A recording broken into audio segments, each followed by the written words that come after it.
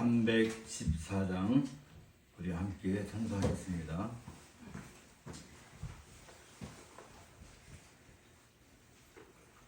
(314장입니다) 내 구주 예수를 더욱 사랑.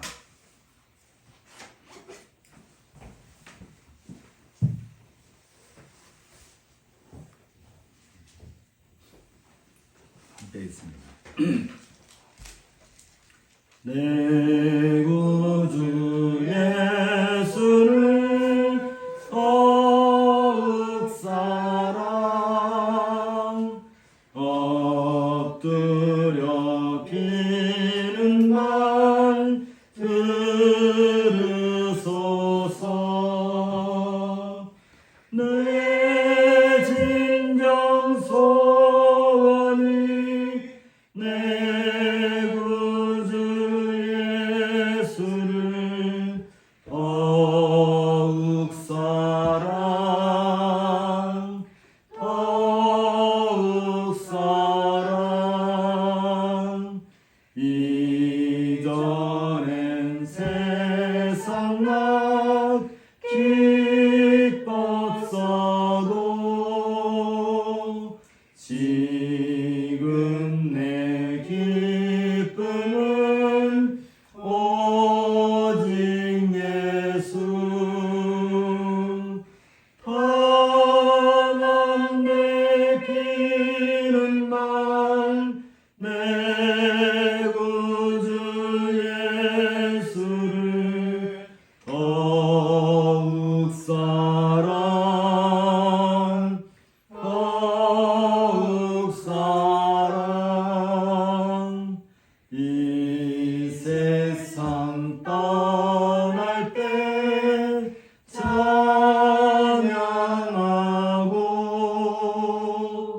숨질 때 하는 말 이것일세.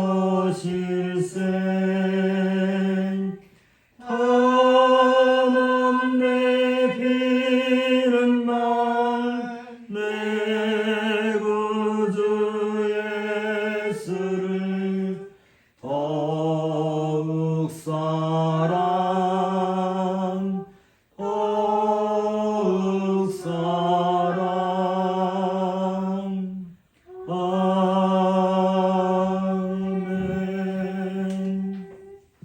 아멘. 이제 뭐 알다시피 코로나 오미크론이 우리 곁에 아주 가까이 와 있습니다. 그래서 우리 바우민의 식구도 그렇고 또 선민이네 식구들도 그렇고 우리 최 목사님도 상당히 몸이 건강이 안 좋아서 지금 쉬어야 될 상황이라서 본래 오늘 최영철 목사님이 설교하기로 했었는데 다음 달 둘째 주에 하는 걸로 하고, 다음 주에는 이제 지준경 강도사가 십계명 강의 두 번째 시간 하겠습니다. 우리 모두가 함께 기뻐해야 될 소식이 있습니다. 지준경 강도사가 버팔로 그랜드 아일랜드에 있는 바이블 프레스비테리안 처치 거기 어시스턴트 페스토로 이렇게 청빙을 받게 되었습니다.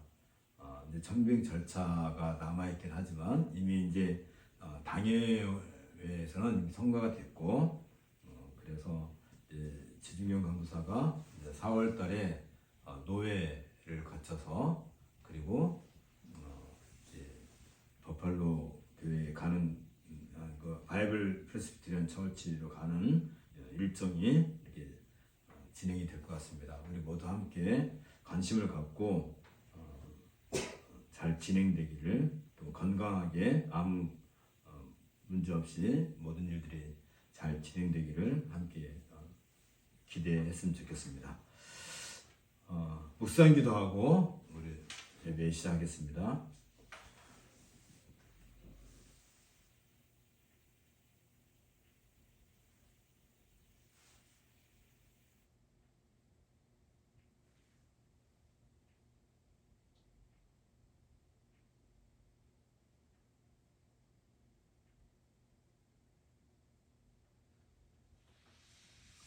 자리에서 일어나실 수 있는 분들은 자리에서 일어서시고 아니면 그냥 앉아서 예배에 참여하셔도 됩니다.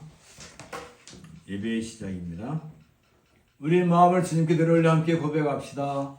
우리의 도움은 천지를 주신 여호와의 이름에 있도다. 예배를 부르면 마태복음 11장 28절 30절입니다. 수고하고 무거운 짐진 자들아 다 내게로 오라. 내가 너희를 쉬게 하리라. 나는 마음이 온유하고 겸손하니 나의 명예를 메고 내게 배우라. 그리하면 너희 마음이 쉼을 얻으리니 이는 내 멍에는 쉽고 내 짐은 가벼움이니라. 아멘. 우리 함께 기도하겠습니다. 친히 우리에게 친근하게 다가오시고 우리와 함께 하심을 다양한 방식으로 계시해 주시고 임재하심의 능력으로 우리 안에 내주하시는 우리 주 예수 그리스도의 아버지신 하나님, 하나님께서는 성육신을 통하여 가장 명확하게 자신을 우리에게 보이셨습니다. 그리고 지금도 말씀으로 우리 안에 내주하시며 하나님을 아는 지식으로 가득 채우십니다. 이를 통하여 우리는 하나님을 아는 지식으로 말미암아 일깨움을 받고 우리의 삶에서 격려를 받으며 미래의 생명에 대하여 소망을 갖게 하심에 감사를 드립니다. 하나님께서 우리에게 보여주시는 그의 너그러우심과 지엄하심에 대한 신뢰들은 너무도 분명하고 어둠이 없습니다. 그러나 우리들이 미숙하여서 이러한 하나님에 관한 지식을 완전하게 수용할 수 없음을 고백합니다. 하지만 이러한 불완전한 것들조차도 내세에 가서는 완전하게 드러날 것이라고 확신합니다. 하나님께서는 지금도 자기 자신과 영원한 나라를 그의 역사하심을 통해 명확하게 표현하십니다. 단지 우리는 너무나도 우둔하여서 그 분명한 증거들에 대해 무뎌지고 그 증거들이 주는 유익을 그냥 흘려버릴 때가 많습니다. 하나님께서 창조하신 우주는 아름답기 그지없는 구조와 질서를 보여주고 있습니다. 우리가 눈을 들어 하늘을 보거나 땅의 곳곳을 바라보면 창조주이신 하나님을 결코 모른다 할 수 없을 정도입니다.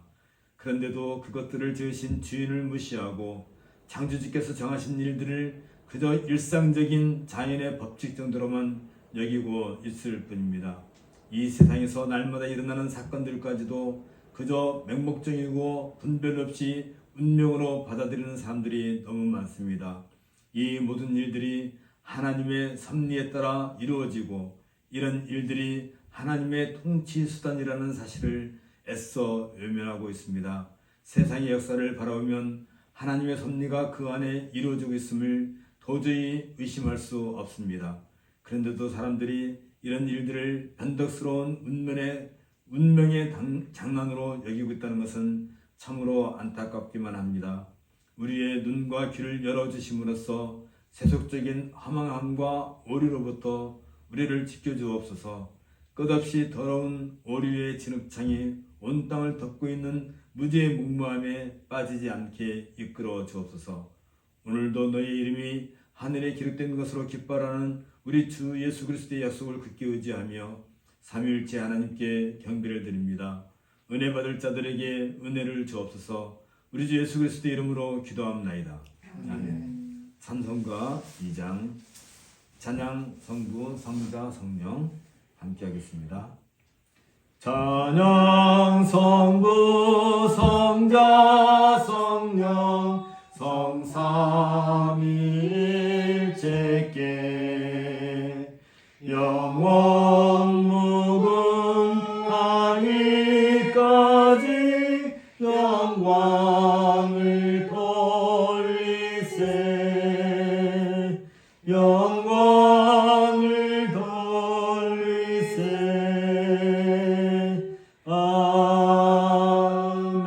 아멘. 자리에 앉아주시고요. 죄의 고백은 역대하 7장 14절 16절입니다.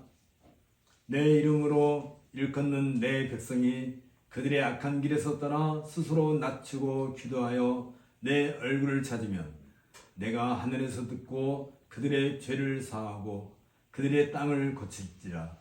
이제 이곳에서 하는 기도에 내가 눈을 들고 귀를 기울이리니 이는 내가 이미 이 성전을 택하고 거룩하게 하여 내 이름을 여기에 영원히 있게 하였습니다. 내 눈과 내 마음이 항상 여기에 있으리라. 죄의 고백은 사무엘상 2장 3절 그리고 6절 7절에서 우리 같이 나눠서 보겠습니다. 심히 교만한 말을 다시 하지 말 것이며 오만한 말을 너희의 입에서 내지 말지어다. 여호와는 지식의 하나님이시라. 행동을 달아보시느니라. 여호와는 죽이기도 하시고 살리기도 하시며 수월에 내리기도 하시고 거기에 올리기도 하시는도다. 여호와는 가난하기도 하시고 구하기도 하시며 낮추기도 하시고 높이기도 하시는도다. 우리의 죄의 고백을 위한 묵상을 함께 하겠습니다.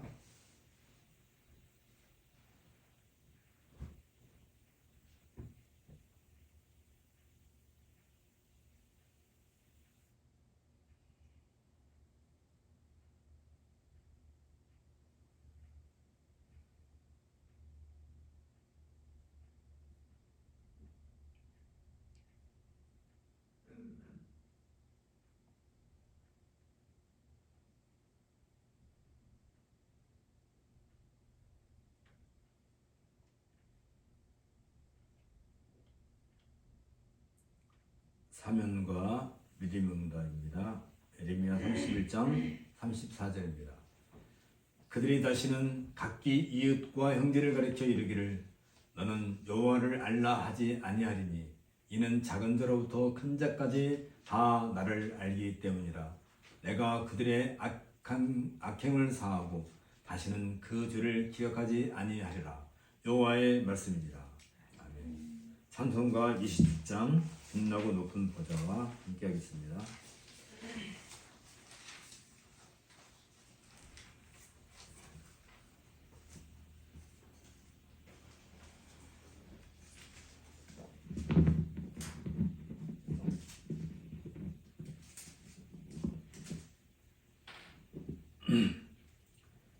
빛나고 높은 보좌와 그 위에 앉으신 주 예수 얼굴 영광이 해같이 빛나네. 해같이 빛나네. 지극히 높은 위엄과 한없는 자비를 무천사 소리 합하여 늘 찬송 드리네. 늘 찬송 드리네. 영죽을 나를 살리려 그 영광 떠나서 그 부끄러운 십자가 날 위해 지셨네. 날 위해 지셨네. 나 이제 생명 있음은 주님의 은혜요. 저 사망 권세 이기니 큰 기쁨 넘치네. 큰 기쁨 넘치네. 주님의 보좌 있는데 전한 몸 이르러 그 영광 영광 몸소 배울 때 내 기쁨 넘치리 내 기쁨 넘치리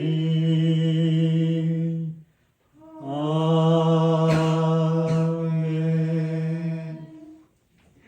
오늘 우리 함께 읽을 성경 낭독은 신명기 24장입니다.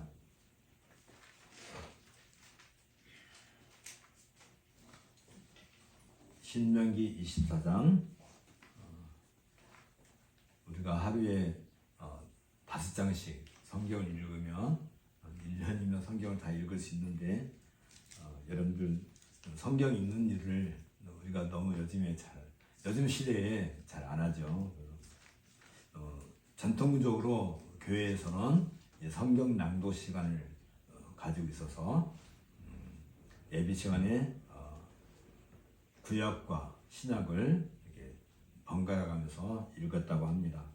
여러분들이 이제는 옛날에는 성경책이 없어서 그런 했지만 요즘은 다 성경책이 있으니까 평소에 읽는 걸로 하고 우리는 예배 시간에 한 장씩만 이렇게 읽고 있는 것을 감안해서 평상시에도 성경 읽는 훈련을 열심히 하시기 바랍니다.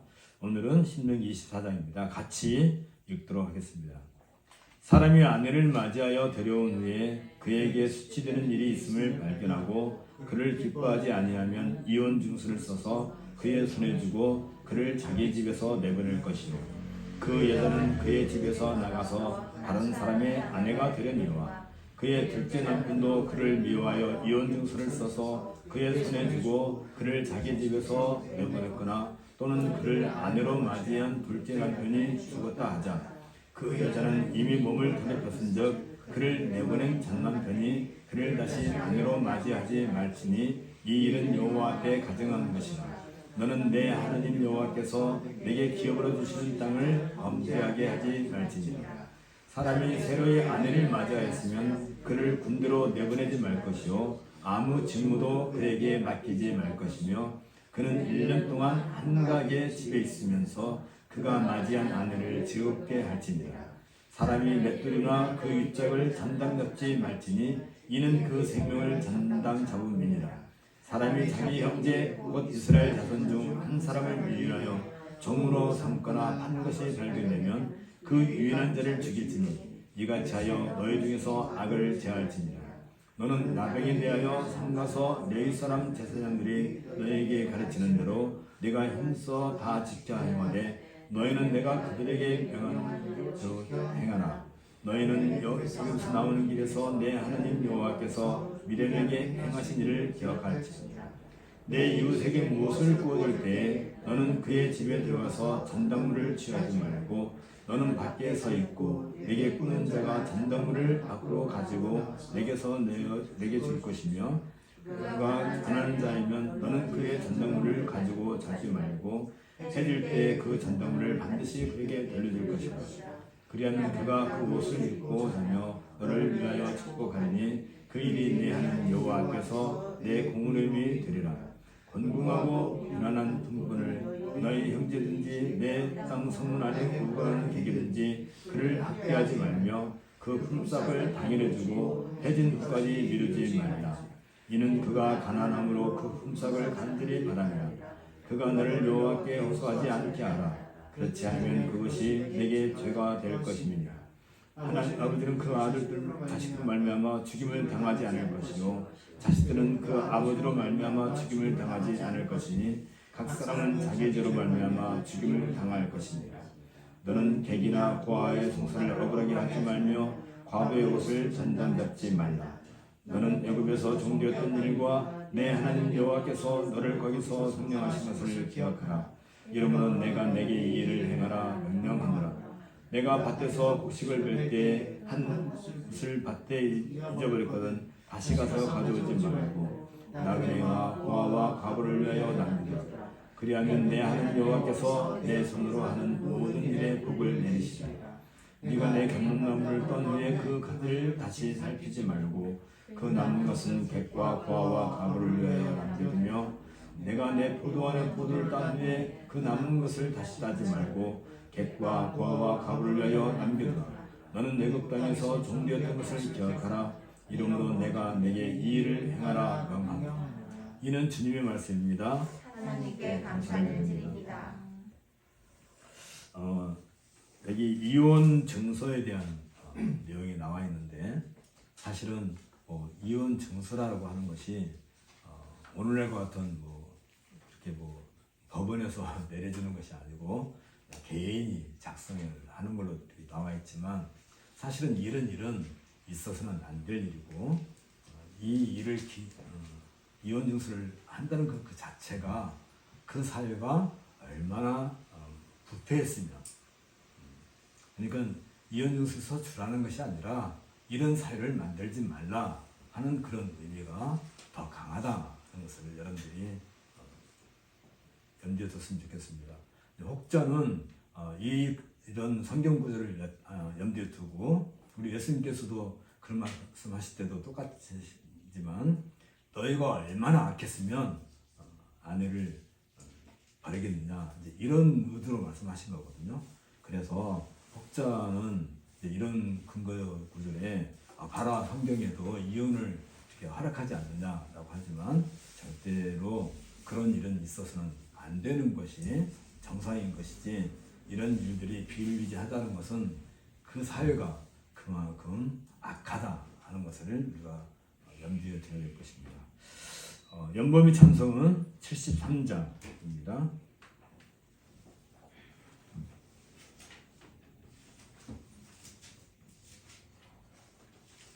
내 눈을 들어 두루살피니 내 눈을 들어 두루살피니 사나이라 날 돕는 구원 어디서 오나 그 어디서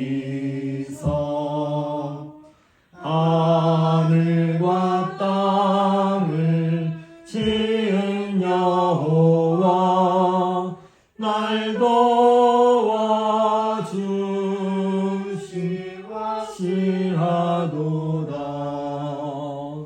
주께서 나의 가는 곳마다 지키시며 졸지도 않고 깨어 계셔서 늘 지키네.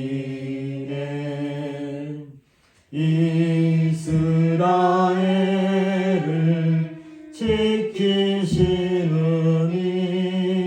쉬지도 않고 살펴주시네. 여호와 나의 보호자시니 늘 지키며 오른팔 들어 보호하시고 그늘 되네.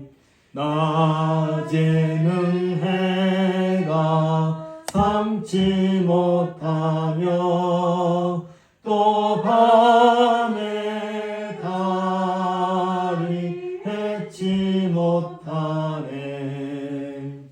여호와 나의 영혼 지키사 돌보시며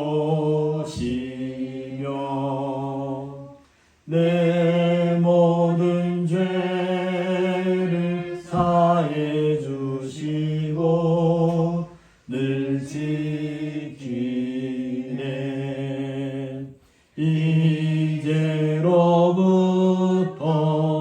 영원 무궁히 주 나의 주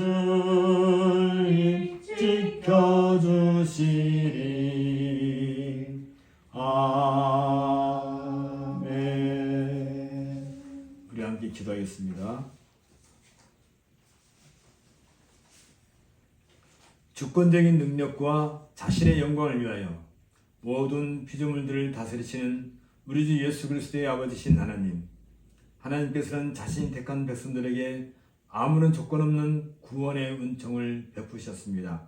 그것은 타락한 인간에 대한 보편적인 긍휼에 앞서 하나님 자신의 영광을 위함이었습니다. 하나님께서는 창세전에 택하신 자녀들을 불러내어 영원한 구원에 이르게 하심으로써 친히 자신의 영광을 나타내십니다. 또한 하나님께서는 범죄한 아담으로 말미암은 인간들이 영원한 형벌을 받게 될 것이며 그들을 영원한 심판의 대상으로 삼으셨습니다. 이로써 하나님께서는 공의로운 심판자이심을 친히 보여주십니다. 이처럼 신비로운 하나님의 이중 예정 교리를 통해 성경에 계시는 하나님의 뜻을 지켜 순종하는 백성들로 하여금 효과적으로 부르심을 받은 사실과 영생을 얻게 된 사실을 확실하게 믿게 하십니다. 또한 이를 통해 구원받은 자들로 하여금 하나님을 찬송하고 경외하게 하며 하나님의 말씀 앞에서 겸손과 근면한 자세와 더불어 풍성한 이루를 누리게 하시오니 감사와 영광을 올려옵나이다. 하나님으로부터 우리가 지은 죄의 용서와 사면을 받고자 한다면 우리의 전 생애에 걸쳐 마음과 목숨과 힘과 뜻을 다하여 단 한 번도 실패하지 않고 전심으로 우리 주 하나님과 우리 이웃을 사랑했다는 확실한 의의를 드러내어야 할 것입니다. 하지만 우리는 죄와 관련해 전적으로 부패하여서 우리 중 그 누구도 하나님 앞에서 자신의 의를 주장할 수 없습니다. 이처럼 우리는 공의로우신 하나님 앞에서 죄인일 수밖에 없습니다.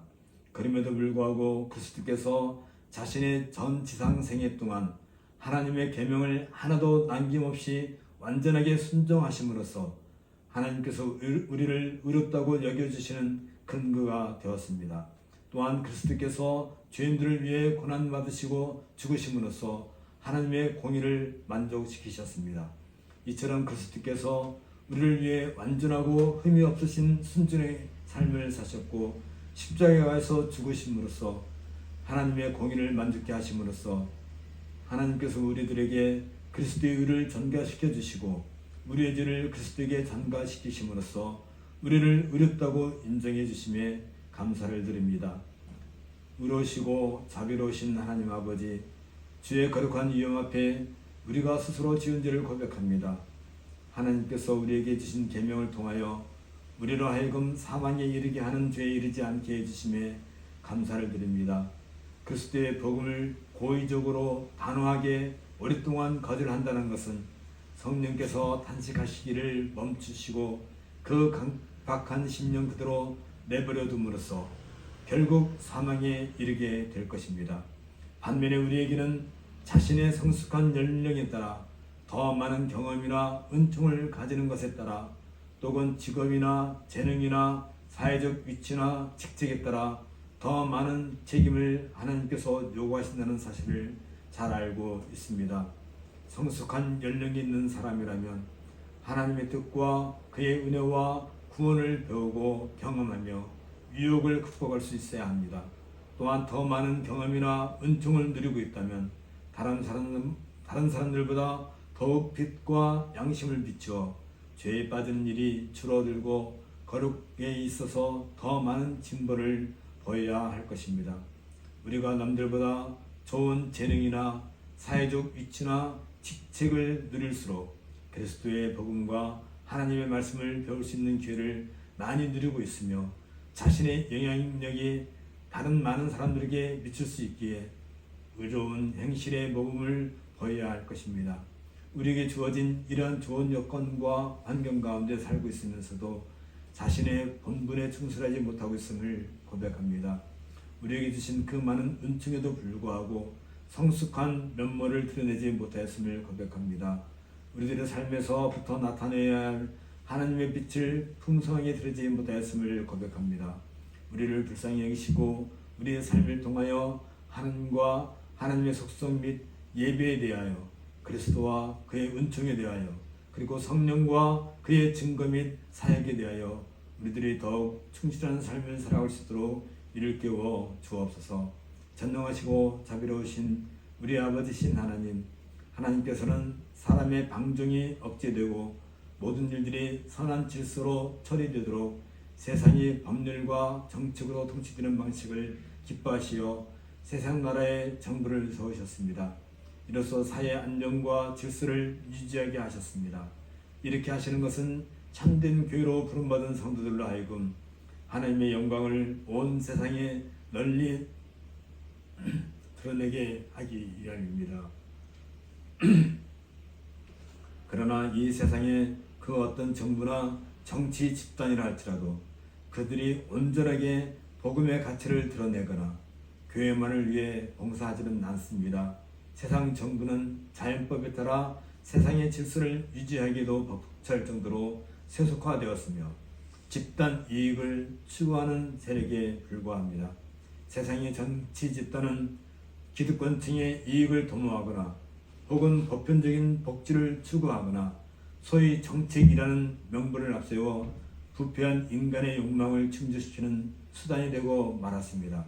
결국 부패한 인간의 욕망이 크면 클수록 부패한 정권을 세우게 될 것입니다. 이러한 세상의 속성을 제대로 꿰뚫어 보고 주의 자녀들을 하여금 하늘의 소망을 바라볼 수 있도록 주께서는 교회를 세상의 등불로 세우셨습니다. 이 세상의 교회만이 주의 자녀들에게 유일한 소망을 증거하고 보여줄 수 있습니다. 세상에 가득 찬 인간의 욕망으로부터 그리스도의 몸된 교회가 오염되지 않도록 순전하게 보존하여 주옵소서. 오늘도 만유의 그리스도께서 주시는 은혜 안에서 삼위일체 하나님께 경배를 드립니다. 살아서나 죽어서나 그리스도 예수만이 우리의 유일한 위로가 되게 하옵소서. 우리의 예배를 복되게 하옵소서. 우리 주 예수 그리스도의 이름으로 기도하옵나이다. 아멘. 오늘 우리가 함께 생각할 말씀은 디모데전서 4장 11절부터 16절입니다.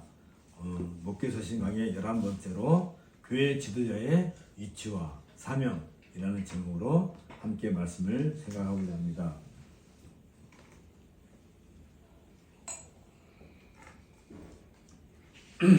디모데전서 4장 11절부터 16절입니다. 너는 이것들을 명하고 가르치라. 누구든지 내 연소함을 업신여기지 못하게 하고 오직 말과 행실과 사랑과 믿음과 정절에 있어서 믿는 자에게 본이 되어 내가 이를 때까지 읽는 것과 권하는 것과 가르치는 것에 전념하라. 내 속에 있는 은사 곧 장로회에서 안수받을 때에 예언을 통하여 받은 것을 가볍게 여기지 말며 이 모든 일에 전심전력하여 너희 성숙함을 모든 사람에게 나타내게 하라. 내가 내 자신과 가르침을 살펴 이 일을 계속하라. 이것을 행함으로 내 자신과 내게 듣는 자를 구원하리라. 우리가 지난 시간에서 살펴봤는데 앞서 바울은 거짓 가르침의 정체를 밝혀주고 있었습니다. 거짓 가르침을 전하는 이 거짓 교사들은 이미 믿음에서 떠나 있었습니다. 그들은 미혹하는 영, 곧 거짓말하는 영의 지배를 받고 있었습니다. 이것은 그들이 거짓의 아비 사탄의 하수인인 귀신들에게 지배를 당하고 있음을 의미했습니다.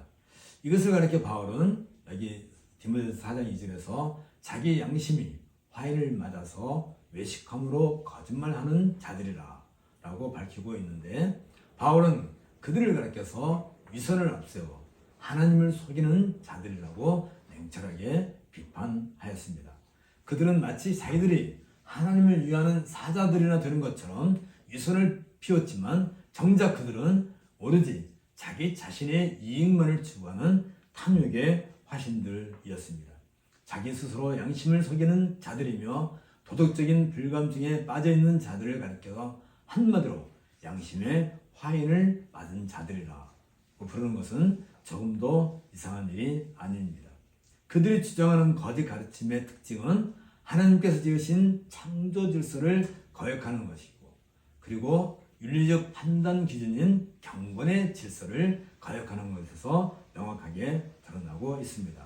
반면에 참된 가르침은 하나님께서 지으신 모든 것이 선함으로 감사함으로 받아들이는 것으로 나타나고요. 그리고 망령되고 허탄한 신앙을 버리고 경건에 이르도록 자기 자신을 연단하는 것으로 확실하게 분별됩니다.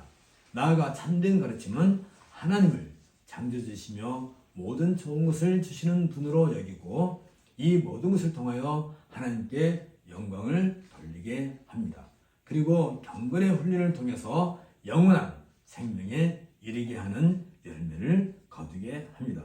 이처럼 거짓 가르침과 참된 가르침을 비교해서 각각의 성격을 규명한 바울은 너는 이것들을 명하고 가르치라 라고 디모데에게 당부하고 있습니다.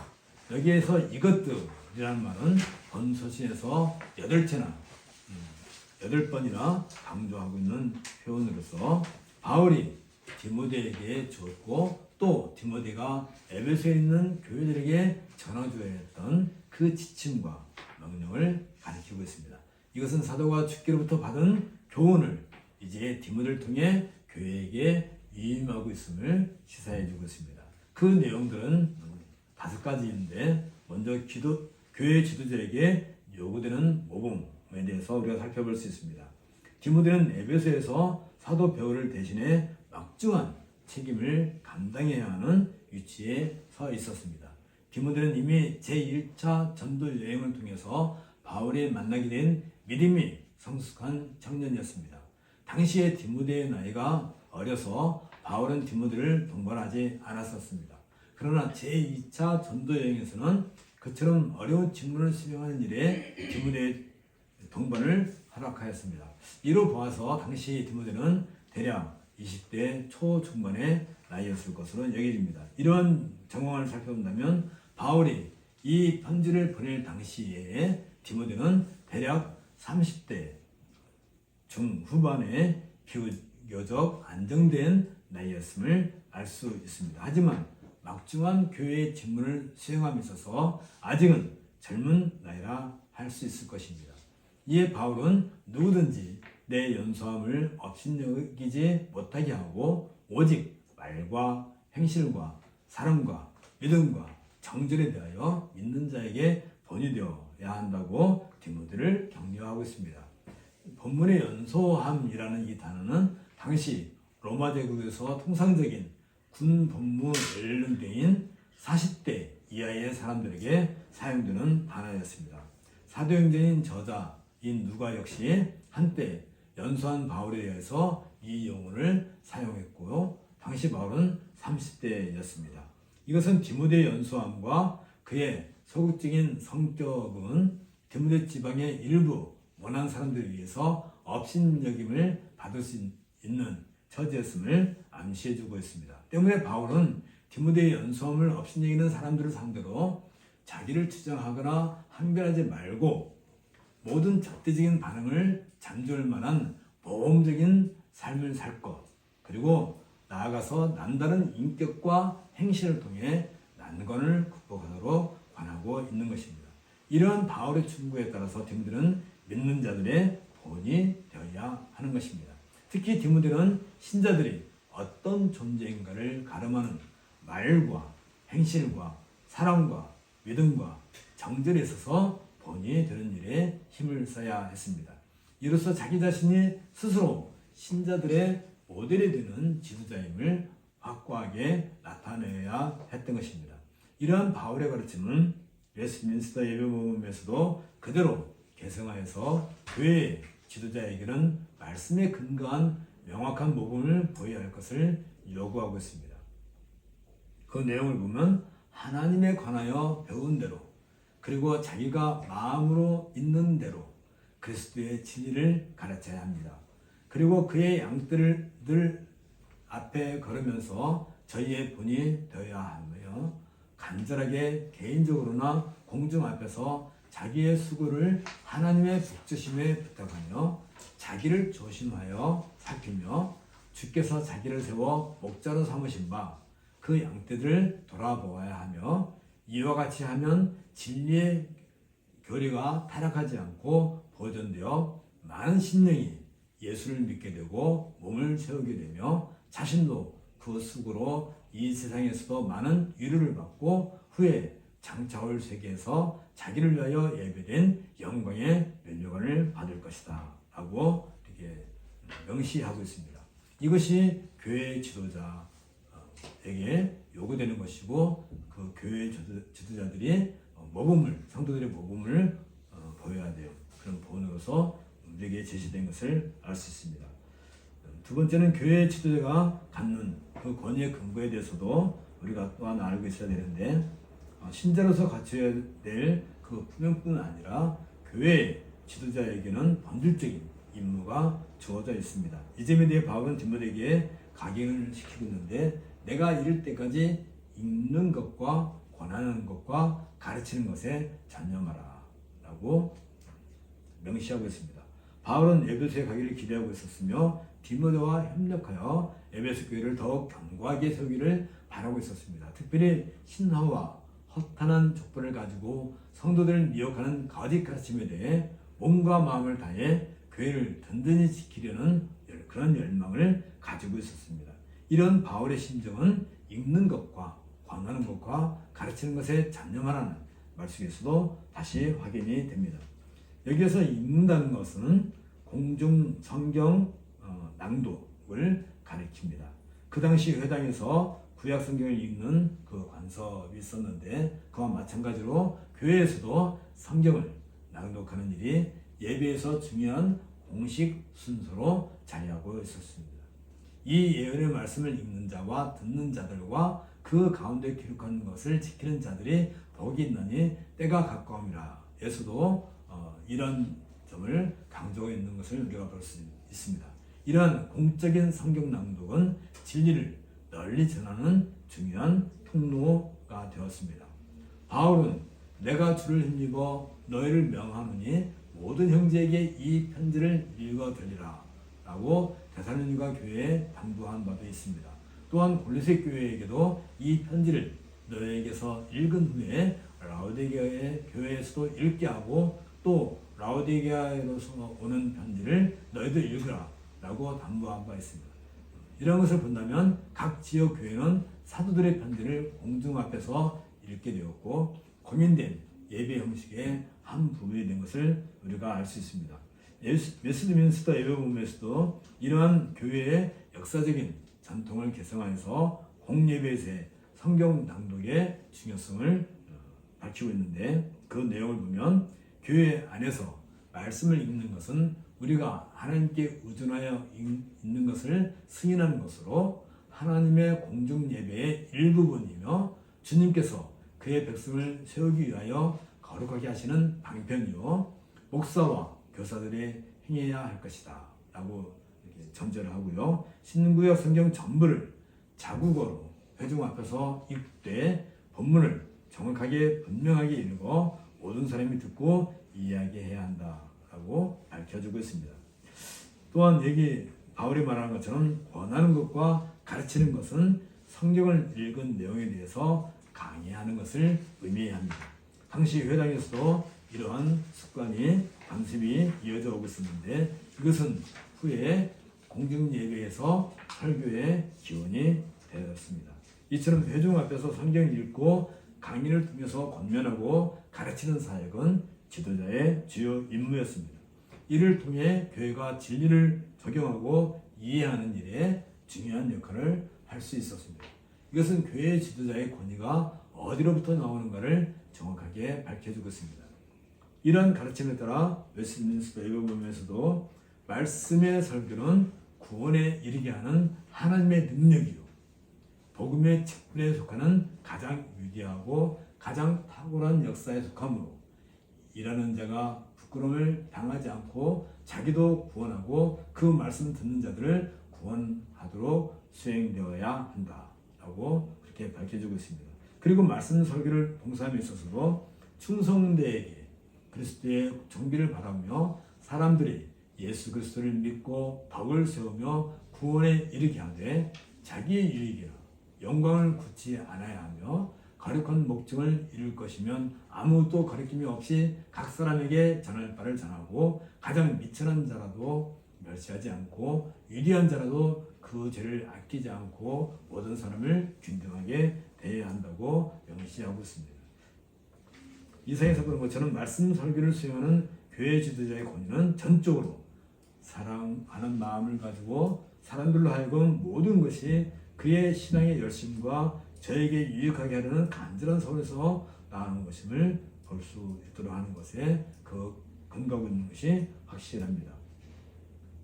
또한 교회 지도자에게는 은사의 활용을 요구하고 있는데 교회 지도자가 주요 임무를 수행함에 있어서 그에 따른 특별한 은사가 필요했을 것입니다. 이에 바울은 여기 14절 15절에서 네 속에 있는 은사 곧 장로회에서 안수받을 때에 예언을 통하여 받은 것을 가볍게 여기지 말며 이 모든 일에 전심전력하여 너의 성숙함을 모든 사람에게 나타내게 하라 라고 권면하고 있습니다. 디모데는 참과 거짓 가르침을 분별할 뿐만 아니라 권하는 것과 가르치는 것과 지도하는 것을 행사할 그 분별의 은사를 최대한 발휘해야 했습니다. 특별히 하나님의 말씀을 전하고 다른 사람에게 가르칠 때 이 은사를 발휘해야 하는 것입니다. 때문에 교회 지도자는 이 은사를 무심하게 다루거나 등한시해서는 안 됩니다. 이 은사는 성령으로 말미암아 교회 지도자에게 주어진 하나님의 은혜이기 때문입니다. 이런 이유에서 바울은 이 은사에 대해서 곧 장로회에서 안수받을 때에 예언을 통하여 받은 것이라고 분명하게 지적하고 있습니다. 디모데가 장로회에서 안수받았던 일은 제2차 전도여행 중 루스드라에서 있었던 것으로 보이는데 바울은 역시 이 안수에 참여한 바 있습니다. 이 본문의 장로회라고 하는 것은 유대교의 사내들을 지칭하고 있는 단어이기도 하지만 여기에서는 감독들의 단체 혹은 오늘날 교회의 회의체인 노회와 같은 기관에서 주관하는 안수와 관련되어 있습니다. 디모데는 성령의 역사로 말미암아 이 은사를 충만하게 받았으며 안수할 때 참여했던 영감을 받은 사람들의 예언의 말씀을 통하여서 그의 은사가 확인되었을 것입니다. 은사는 정적이고 영구적인 선물이 결코 아닙니다. 은사는 그것을 사용하고 개발해야 하는 유기적이며 유동적인 선물인 것입니다. 교회의 지도자들은 예언의 말씀을 통해 하나님이 그를 부르셨다는 사실과 하늘의 은사를 주심으로써 그를 준비시켰다는 사실과 장로의 안수를 통해 그 직분을 위임받았다는 사실을 모든 회원들에게 상기시키기 위해서 그리고 그 사실을 기억하게 하기 위해서 자신에게 주어진 은사를 사용해야 하는 것입니다. 웨스트민스터 예보문에서도 교회 지도자들이 갖춰야 될 그 은사의 성격을 잘 규명하고 있는데 그 내용을 보면 그리스도의 사역자는 합법적인 안수의 규칙에 따라서 그런 중대한 봉사를 할 수 있도록 원어들과 신학에 부정된 인문과에 관한 습득과 전체에 대한 지식과 무엇보다도 성경에 보통 신자들 이상으로 마음과 뜻을 쏟아 연습하고 하나님의 성령의 조명과 그 외 다른 감독의 은사들로 말미암아 어느 정도 상당한 은사를 받은 사람이어야 하고 그는 하나님의 말씀을 읽고 연구함과 동시에 하나님께서 그에게 알게 하시고자 하시면 어느 때고 아직까지 이르지 못한 진리를 승인하고 받을 결심을 하고 기도와 겸손한 마음으로 성령의 조명과 감독의 은사를 강구해야 합니다. 이 모든 것을 그는 그가 준비한 것을 대중 앞에 전달하기 전 개인적인 준비 가운데 사용하고 개선해야 할 것입니다. 라고 이렇게 밝혀주고 있습니다. 교회 지도자는 전적으로 자신의 삶을 하나님의 나라와 교회의 건덕을 위해 헌신하고 희생할 각오를 가지고 있어야 합니다. 구약에서도 보는 것처럼 하나님의 부름을 받은 선지자들은 자기의 모든 것을 아낌없이 하나님 나라의 진전을 위해 헌신했던 삶을 살았습니다. 마찬가지로 교회의 지도자라면 자신의 목숨까지도 기꺼이 교회의 진보를 위해 희생할 각오를 가지고 임해야 할 것입니다. 네 번째로 교회의 지도자는 자신의 성숙한 내용을 늘 증거하고 있어야 합니다. 바울은 또한 디모데에게 이 모든 일에 전심전력하여 너의 성숙함을 모든 사람에게 나타나게 하라고 권하고 있습니다. 성도로서 지도자는 자신의 삶에서 복음을 보여야 하며 성경의 권위 아래에서 가르쳐야 하며 신성한 부르심에 합당한 은사를 발휘해야 합니다. 그리고 이 모든 일에서 자신의 진보를, 성장을 나타내 보여야 합니다.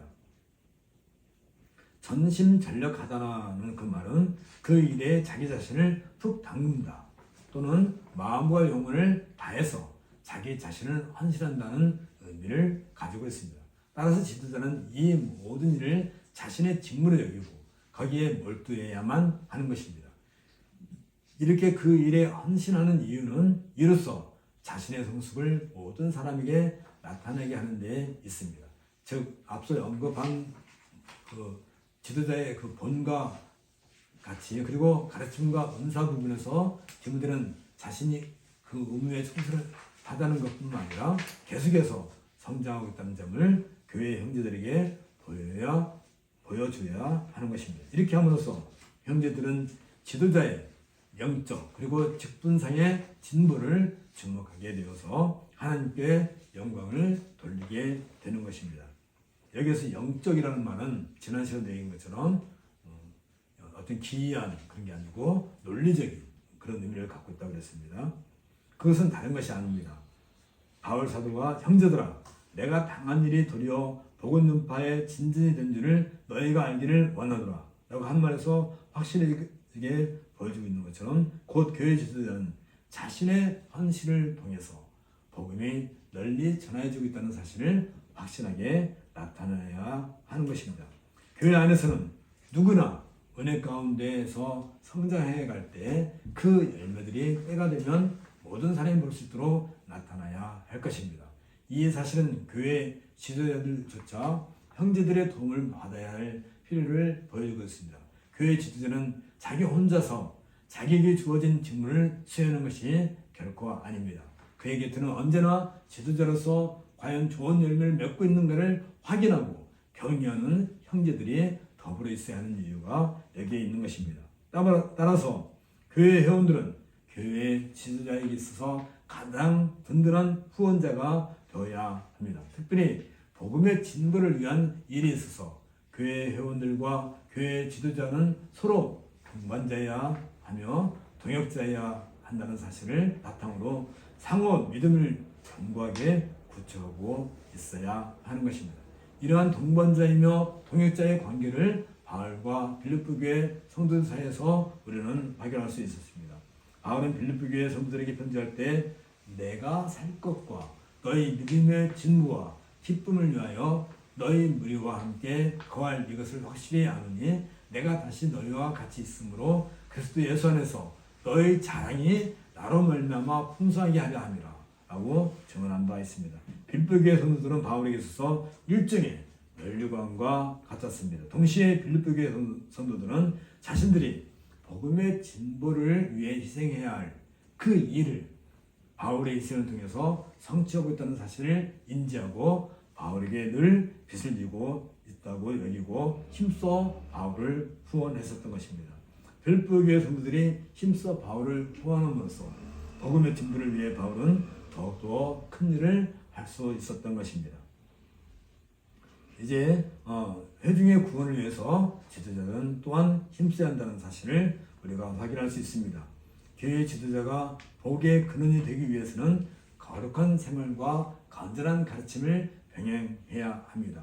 이런 위해서 바울은 네가 내 자신과 가르침을 살펴 이 일을 계속하라고 권면하고 있는데 직무들은 자기 자신의 직책과 은사와 하나님의 약속의 깊은 것까지를 터득하는 특권과 특별히 가르치는 일에 주의를 집중하고 있어야 합니다. 그리고 이 일에 꾸준하게 힘써야 합니다. 그러기 위해 지도자는 먼저 자기 자신과 자기의 가르침, 즉 자신의 교리를 나타내며 있어서 신중해야 하는 것입니다. 교회 지도자는 자신을 소홀히 하면서 다른 사람을 가르치는 일에 몰두해서도 안 되고 자신의 영혼을 풍성하기 위해서 나머지 다른 사람을 위한 사역을 소홀히 해서도 안 될 것입니다. 이것은 바울이 에베소 장로들에게 너희는 자기를 위하여 또는 온 양떼를 위하여 삼가라. 성령이 저들 가운데 너희로 감독자로 삼고 하나님이 자기 피로 사신 교회를 치게 하셨느니라 라고 한 말씀에서도 확인되고 있습니다. 이렇게 함으로써 교회 지도자는 자신을 위해 그리고 회중을 위해 모두의 진부를 이룬 일에 균형을 잃지 않고 더불어 훈련에 주의를 기울이게 될 것입니다. 교회 지도자는 자신의 거룩한 생활과 더불어서 계속해서 열심히 가르치는 일에 힘써야 합니다. 교회 지도자는 모든 영예로운 것으로 자신의 생활을 바로 잡아야 할 것입니다. 단지 성도들에게 나쁜 본을 보여주지 않는 것으로 만족해서는 안 될 것입니다. 또한 가르침 역시 거기에 일치지 않은 생활의 정직성과 성결성이 뒤따라야 할 것입니다. 그렇지 않다면 가르침 그 자체만으로는 아무런 의미가 없기 때문입니다. 지도자의 열심히 증대되는 것은 자신의 구원과 회중의 구원이 자기의 임무에 대한 진지하고 적극적인 헌신에 달려있다는 점을 지적받을 때 확실하게 나타납니다. 이런 이유에서 바울은 이것을 행함으로 내 자신과 내게 듣는 자를 구원하리라 라고 선언하고 있습니다. 물론 구원은 언제 어디서나 하나님의 은혜와 자비에서만 발견됩니다. 그럼에도 불구하고 구원의 실제는 사랑의 선행을 동반해서 나타나게 되는 것입니다. 바울이 빌립보서 2장 12절에서 두렵고 떨림으로 너희의 구원을 이루라 라고 강조한 이유도 여기에 있습니다. 이런 점에서 사랑의 선행은 구원의 원인이 아니라 구원의 궁극적인 증거가 될 것입니다. 듣는 자를 구원하리라는 의미도 마찬가지입니다. 오직 예수 그리스도를 통해서만 그들을 구원할 수 있습니다. 그러나 성경은 구원을 복음 전파와 연관시키고 있다는 점에서 이 말씀은 하나님께서 전파자들이 전한 복음의 메시지를 통해 믿는 자들을 구원하신다는 사실을 강조하고 있음을 우리는 확인할 수 있습니다. 때문에 승천하신 그리스도께서는 바울을 이방인들에게 보내실 때 사도행전 26장 16절에서 18절에서 그 눈을 뜨게 하여 어둠에서 빛으로 사단의 권세에서 하나님께로 돌아가게 하고 죄사함과 나를 믿어 거룩게 된 무리 가운데서 기업을 얻게 하려라 라고 말씀하신 바 있습니다. 이 극적인 표현은 하나님께서 복음 전도자를 통하여 선포하는 복음을 통해서 구원을 이루어 가시는 그 영광스러운 일에 친히 복음 전도자들에게 그 놀라운 영광을 돌리고 있다는 사실입니다. 이것은 하나님마저도 복음 전도자를 통하지 않고서는 아무도 구원하시지 않는다는 사실을 보여주고 있습니다. 다시 말하면 복음을 전하는 사람이 없다면 하나님께서도 구원하시지 않겠다는 것입니다. 놀랍게도 구원을 이루어가는 일에 있어서 우리는 하나님의 영광을 함께 누리는 일에 참여하고 있음을 알 수 있습니다. 이런 점에서 많은 사람들의 구원을 위해 힘쓰고 있다는 것은 이 세상에서 누릴 수 있는 가장 영광스러운 일이 아닐 수 없을 것입니다.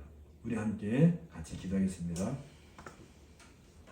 그리스도의 몸된 교회를 통해 세상 만민에게 복된 복음을 선포하기 위해 교회의 직분자를 친히 부르시어 온 땅에 구원의 손길을 펼치시는 우리 주 예수 그리스도의 아버지신 하나님, 하나님께서 이 복된 교회를 세우시어 만민들의 복음을 듣고 창조주신 하나님을 기뻐하며 즐거워하게 하시고 모든 영광을 하나님께 돌려드리게 하셨습니다. 이로써 하나님의 창조 질서를 온 우주에 펼치시고 인류는 그 질서 안에서 인생의 본분을 행하게 하시오니 감사와 영광을 올려옵나이다. 또한 이 땅에 세우신 교회를 그리스도께서 다시 오시는 날까지 보존하시고 마침내 승리의 영광을 얻기까지 이끌어 주시기 위해 교회의 지도자와 봉사자로 목사의 직분과 장로의 직분과 집사의 직분을 세우셨습니다. 이에 교회의 지도자는 하나님 나라를 위해 부름을 받은 봉사자이며 자신의 삶을 하나님의 나라와 교회의 건덕을 위해 헌신하고 희생해야 할 것입니다. 또한 우리 주께서 다시 오신 날까지 복음의 진부를 위해 기꺼이 봉사하고 희생해야 할 것입니다.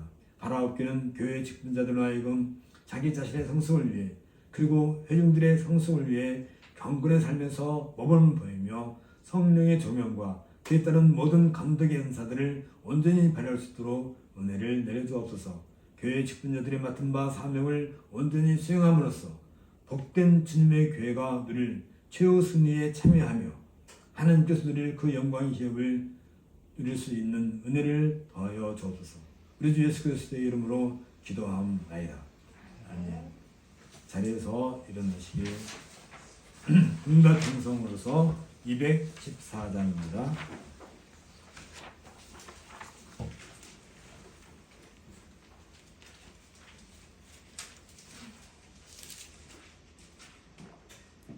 나 주의 도움 받고자. 나 주의 도움 받고자 주 예수님께 빕니다.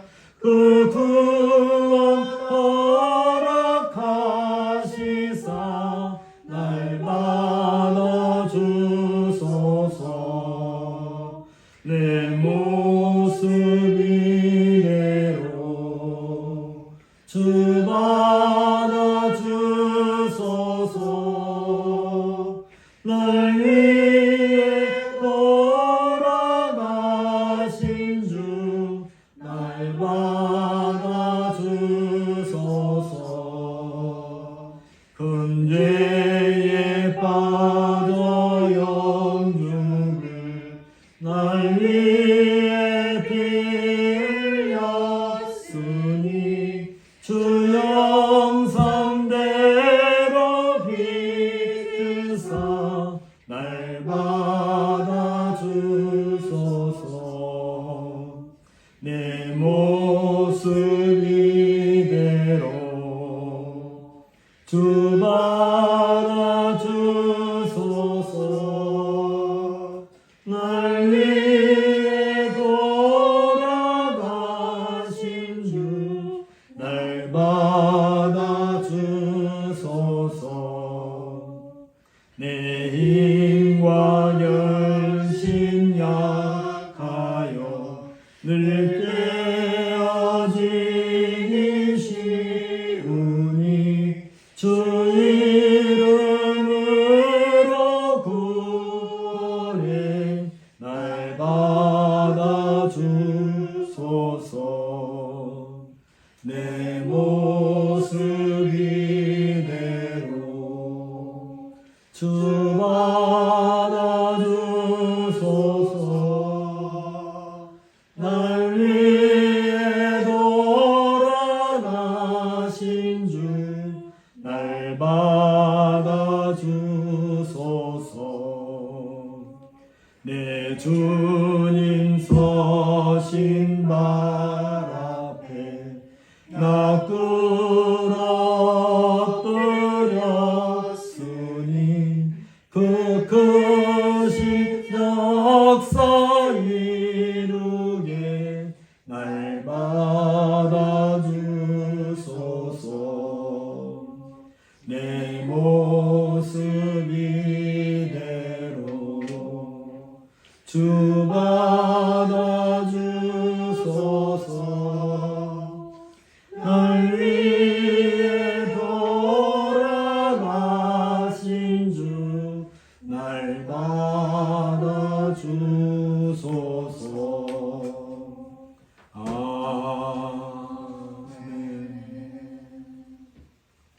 여기에서도 우리가 보는 것처럼 여기에 사용되고 있는 이 구원이라는 단어, 또 그리스도의 역사라는 단어는 이게 하나입니다.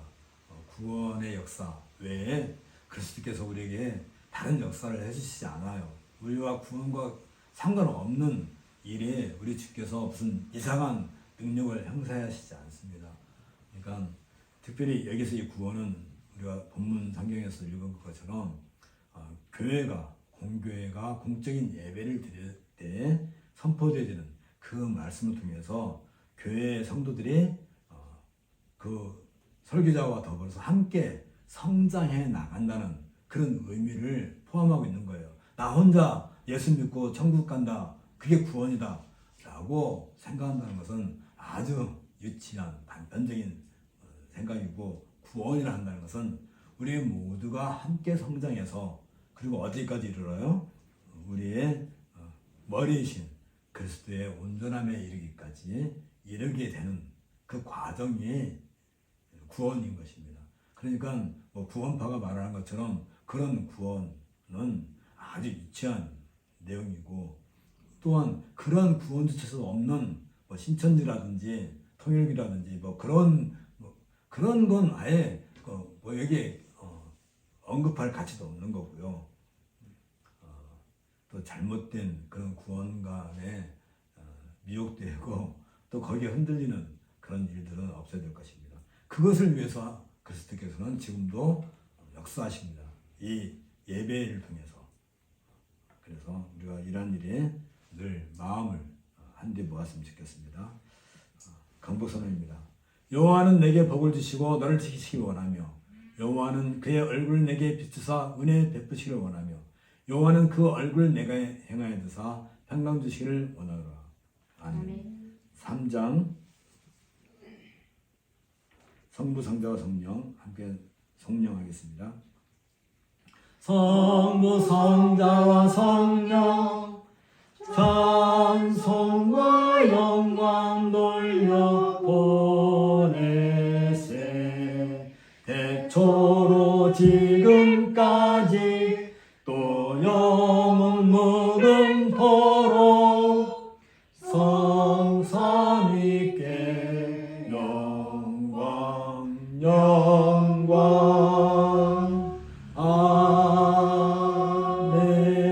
아멘. 묵상 기도하고 예배 마칩니다.